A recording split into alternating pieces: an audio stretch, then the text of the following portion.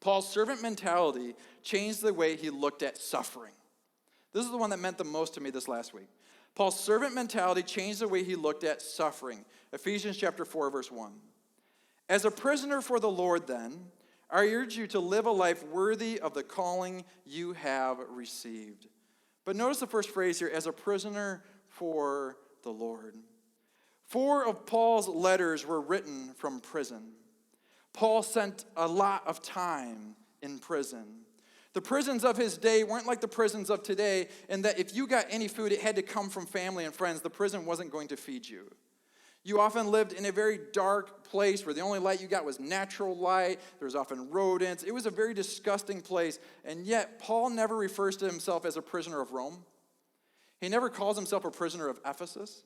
He never says that he's a prisoner of the state or that he's a prisoner of Caesar. He always refers to himself as a prisoner of Christ. As a servant, he can only go where his master sends him.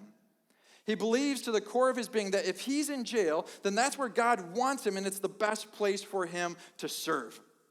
That God has strategically placed him there, and it's the best place where he can serve. Now, I know most of you will never end up in jail, but you will end up in places where you feel stuck, and you feel like it's unfair and it's unjust, and you need to learn to realize that God can use even that place as a platform for you to serve.